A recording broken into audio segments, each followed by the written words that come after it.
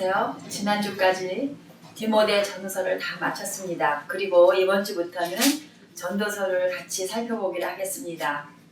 오늘은 전도서 1장인데 자신의 한계를 아는 지혜라는 제목으로 같이 보겠습니다.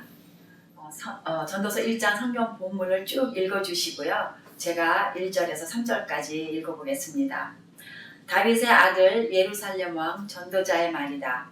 전도자가 말한다. 헛되고 헛되다. 헛되고 헛되다. 모든 것이 헛되다. 사람이 세상에서 아무리 수고한들 무슨 보람이 있는가. 한 세대가 가고 또 한 세대가 오지만 세상은 언제나 그대로다. 이렇게 전도서가 시작이 되고 있습니다.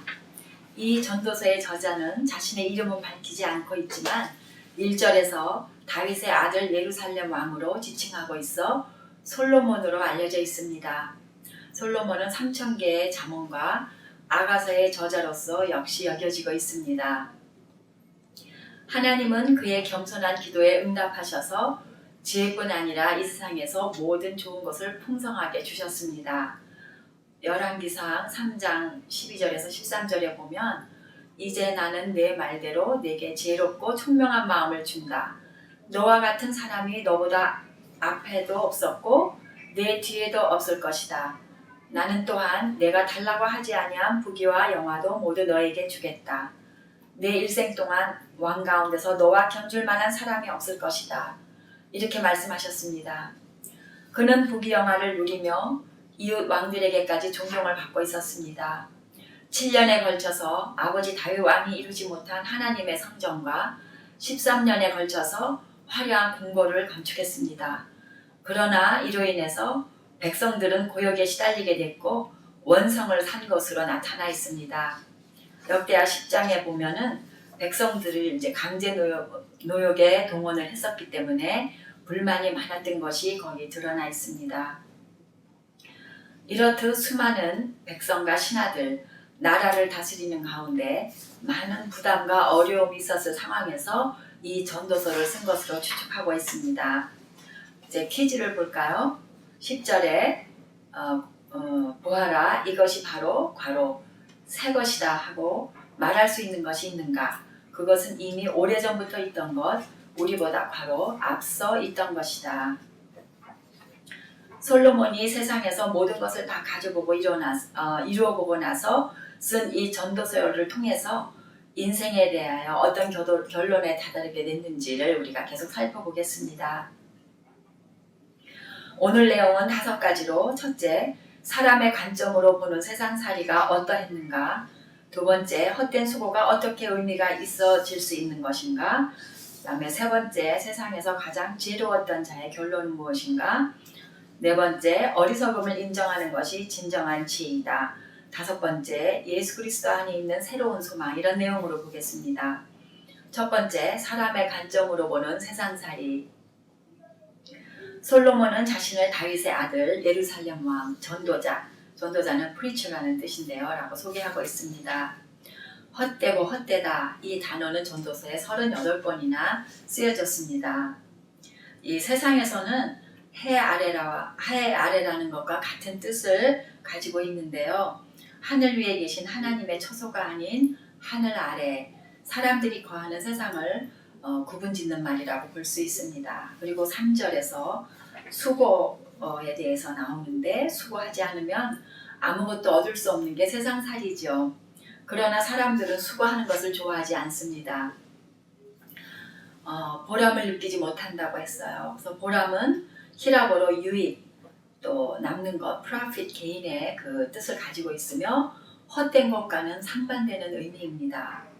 수고하여 아무리 애써본들 4절에서 세상은 언제나 그대로다 라며 자신이 아무리 똑똑해도 해가 뜨는 방향을 바꿀 수도 없고 바람을 막을 수도 없이 반복되는 자연현상은 계속되어지고 인생살이에 더 높은 목적이 없게 느껴지니 허무하고 헛되게만 느껴질 뿐이다 라고 한탄하고 있습니다.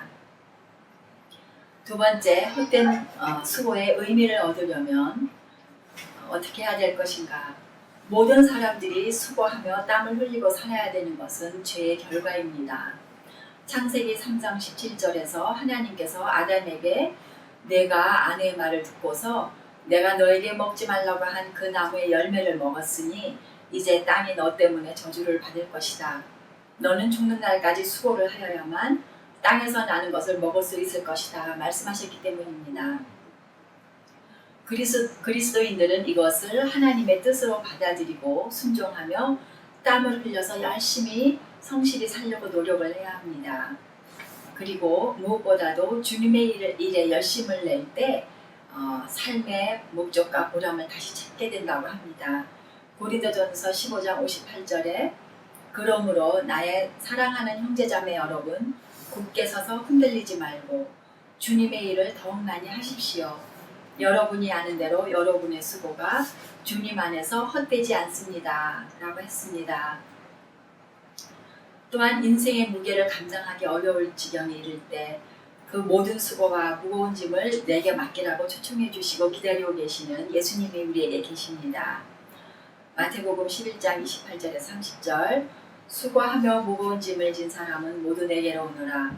내가 너희를 쉬게 하겠다. 나는 마음이 온유하고 겸손하니 내 멍에를 메고 나한테 배워라. 그리하면 너희는 마음의 쉼을 얻을 것이다. 내 멍에는 편하고 내 짐은 가볍다 하시며 기다리십니다. 세 번째, 세상에서 가장 지혜로웠던 자의 결론은 무엇인가? 솔로몬은 이 세상 누구보다도 지혜롭고 또 풍성한 경험과 분별력으로 나라를 다스렸습니다. 온 세상의 명성을 떨쳤고 심혈을 기울여 사물을 구별하려고 했으나 그 결과는 안타깝게도 13절에 사람이 수고하지 않으면 살 수가 없으니 괴롭고 또 고생스러운 일에 얽매이고 꼼짝도 못하게 억눌리는 것 같았다 라고 했습니다. 14절에서는 세상에서 벌어지는 일을 보며 바람을 잡는 것 같이 허무하다. 또 15절 17절에서는 굽은 것은 펼 수 없고 없는 것은 셀 수 없으니 무력하고 무엇을 제대로 알고 싶어하는 것조차 소용이 없다라고 했습니다. 16절에서는 세상에서 가장 뛰어난 지혜와 지식, 경험도 소용이 없다. 또 18절에서는 지혜가 많으면 본내도 많고 아는 것이 많으면 걱정만 더 늘어갔다라고 했습니다. 네 번째로 어리석음을 인정하는 진정한 지혜에 대해서 우리가 보겠습니다. 앞서 말한 것과 같이 솔로몬은 결국 자신의 한계를 인정하게 되었습니다. 열왕기상 4장 30절에서 34절에 보면 솔로몬이 얼마나 박식한지 세상의 모든 사물에 대해서 논할 수 있어서 사방에서 사람들이 그의 지혜를 배우려고 몰려왔다고 했습니다. 그러나 쳇바퀴 돌듯이 돌아가는 세상을 보며 아무것도 새롭게 할 수 없음에 오히려 번뇌와 걱정만 늘어갔다고 했습니다. 이것이 눈앞에 보이는 현상에 시야가 국한되어 있는 우리 사람들의 한계인 것이죠. 그러나 자신의 무력함과 어리석음을 인정하는 것이 이 세상의 주관자가 되시는 하나님께 가까이 갈 수 있는 축복의 열쇠가 되기도 할 것입니다. 성경에 보면 하나님만이 자연까지도 주관하시고 다스리시는 분이라는 것이 나타나 있습니다. 그 이스라엘 민족이 출애굽할 때 보면 홍해와 요단강을 가르셨죠. 그 다음에 여호수아 10장 6절에서 14절에 보면 기브온 전쟁을 이기게 하시려고 해를 멈추시고 달이 머물도록 해주셨습니다. 또 이사야 38장 1절에서 8절 보면 히스기야에게 기도 응답의 증거로서 해를 뒤로 물러가게 하시고 해식의 그림자가 뒤로 간 것이 실제로 역사에도 나타난다고 합니다. 그 다음에 열왕기상 17장에서 18장에 보면 선지자 엘리야의 기도를 들으시고 비를 내리지 않게 하셔서 가뭄이 들게 하시고 또 기도를 들으셔서 큰 비가 내리기도 하셨습니다. 마가복음 4장 39절에 보면 예수님이 바람을 꾸짖으셔서 바람과 파도를 잠잠하게 하기도 하셨습니다. 다섯 번째, 이런 예수 그리스도 안에 있는 새로운 소망이 우리에게 주어졌죠. 하나님은 죄와 허무에 빠져서 헤매이는 사람들을 능히 구원해내실 분입니다. 예수 그리스도를 통하여 영혼이 죽어있는 사람들에게 첫째로 새 생명을 주시고 또 두 번째로 새로운 삶을 살게 하시고 세 번째로 새로운 시각으로 세상을 보는 안목이 생기게 해주실 것입니다. 고린도후서 5장 17절에 보면 누구든지 그리스도 안에 있으면 그는 새로운 피조물입니다. 옛 것은 지나갔습니다. 보십시오. 새 것이 되었습니다. 라고 하셨죠. 지금은 그분의 섭리를 온전히 이해할 수 없지만 예수님을 신뢰하고 나의 삶의 주인으로 모시고 살 때 우리는 이렇게 헛될 수밖에 없는 세상에서 하루하루 그분을 알아가며 날마다 새로워지는 기쁨을 누리고 또 소망을 발견하게 될 것입니다. 고린도후서 4장 16절 말씀처럼 그러므로 우리는 낙심하지 않습니다. 우리의 겉사람은 낡아가나 우리의 속사람은 날로 새로워집니다. 라고 했기 때문입니다. 학습 문제 보실까요? 솔로몬이 세상에서 벌어지는 일들을 보고 허무함을 느낀 이유가 무엇입니까? 9절에서 10절에 답이 있습니다. 첫째, 세상에는 아무것도 새 것이 없다. 두 번째는 지나간 세대는 잊혀지고 기억해주지 않는다가 답이겠죠. 마지막으로 우리는 어떻게 할 것인가? 사람들은 서로의 능력을 비교하며 우쭐해하거나 또는 기가 죽어가기도 합니다. 그러나 아무리 지혜롭고 똑똑한 사람이라 할지라도 이미 있는 것을 밝혀내거나 새로 정리하는 것뿐이지 하나님 외에 어느 누구도 새 것을 창조하거나 생명을 만들 수는 없습니다. 세상 사물을 심혈을 기울여 연구를 할수록 하나님의 창조의 능력과 생명의 신비 앞에 머리 숙이지 않을 수가 없죠. 겸손히 내 생각을 내려놓고 나의 한계를 인정합시다. 하나님의 관점으로 하나님의 말씀에 따라 세상을 볼 줄 아는 참된 지혜를 쌓아갑시다. 그리고 새로운 피조물이 되게 하시고 헛된 세상에서 진정한 의미를 찾게 해주시는 주님께 나의 삶을 맡겨드리기로 하십시다. 마지막으로 고린도전서 3장 18절을 읽고 마치겠습니다. 아무도 자기를 속이지 말아야 합니다. 여러분 가운데서 누구든지 이 세상에서 지혜 있는 사람이라고 스스로 생각하거든 정말로 지혜 있는 사람이 되기 위하여 어리석은 사람이 되어야 합니다.